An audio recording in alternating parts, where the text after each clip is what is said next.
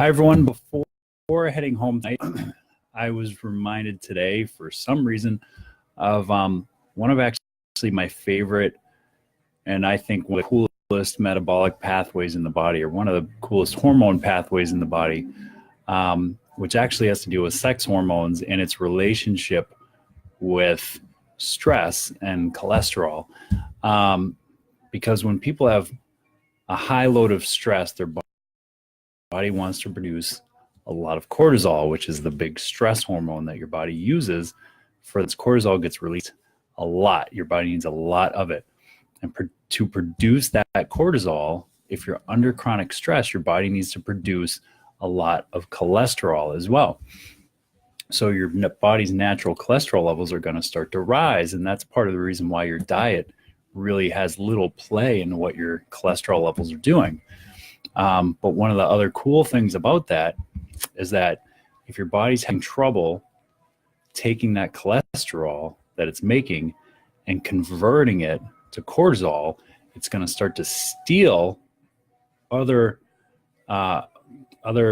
compounds basically from different pathways from that cortisol as well.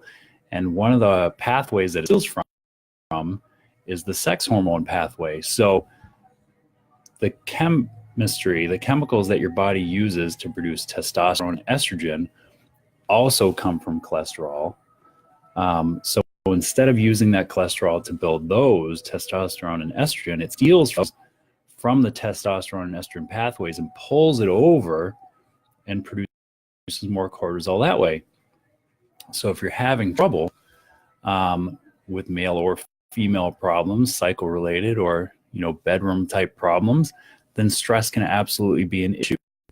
And if your cholesterol is high and your body's having trouble converting that cholesterol to stress hormones, and it's stealing even more, then those problems are going to be even worse.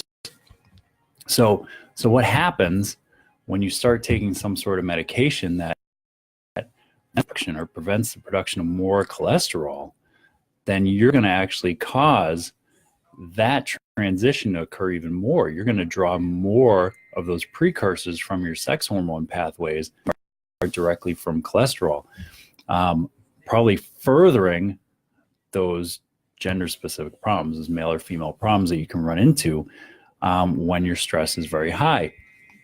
So it's important to note that those cholesterol medications can really screw with you, no pun intended.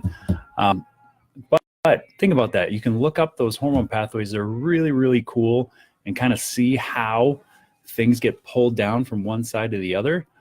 But keep in mind that those pathways involve multiple enzymes and multiple cofactors. And if for some reason your body is deficient in some of those enzymes or cofactors, then that process is going to happen even slower, and your cholesterol can back up even more, creating more issues. But that's why we test, and that's what we check for when it comes to those pathways and those problems.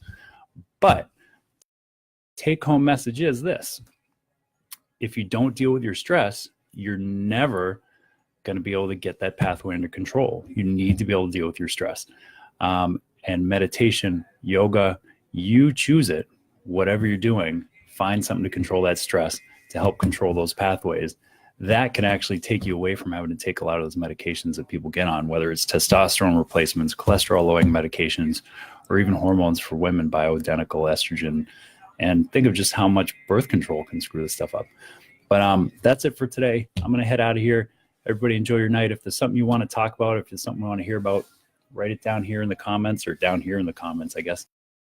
And we will talk again soon. Have a great night.